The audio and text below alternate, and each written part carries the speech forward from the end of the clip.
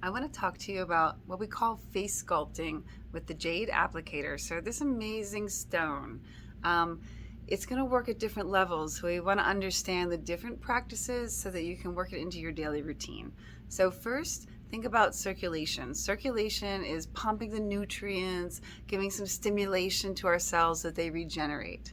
We want to think about lymphatic drainage. Lymphatic drainage is like the cleansing, clearing, getting rid of all of the detox that our face needs. That's your lymphatic system. And if that isn't moving, you're going to get puffy. Your face won't feel good. You'll feel congested. It's easily dealt with. And the third thing you want to think about is working with the underlying tissue, because all day we're making all kinds of facial expressions, moving our face, and we're contracting asymmetrically.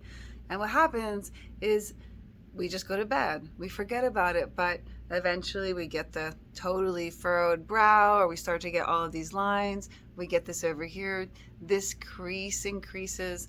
And when we face sculpt, we're actually undoing the tension that's in both the muscle and the fascia. If you touch your jaw over here, that's not rocks or bones, that's your tight muscles. Yeah. And it makes your face appear asymmetrical. And it's the same thing like with these creases here. We didn't stimulate this fascia tissue, so everything begins to droop. And then we don't stimulate the under eye. We just crease. We don't really wake it up. We don't remind it to be toned, be structural. And so the face over time begins to gradually diminish. We get wrinkles, sagging, all of that. Now I'm 45 years old and I do this every day. Not every day do I do a long session, but every day I'm at least stimulating the circulatory and pushing the lymph. And then other days I spend dealing with the deeper lines, and just kind of, if you think about it a little bit like flexing your bicep, when you do a bicep curl, you're creating a bit of a micro trauma, and the body responds by growing more structurally sound, stronger tissue with more tensile strength. It's the same thing with our face. It's just that no one told you this. So that's why I absolutely love this tool. So I use it to apply my serums, then I put my creams on, and I also use it for a lot of the deeper work when I'm watching a movie, or or maybe I have 5 minutes in the morning and I slept kind of funny and my face feels all uneven. This works on the fascia, it works on the muscles, it works on the circulatory system and the lymphatic system.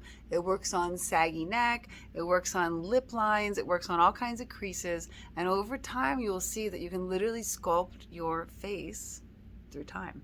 So I'm gonna teach a series of little videos and some routines so that you can just have this amazing at-home routine.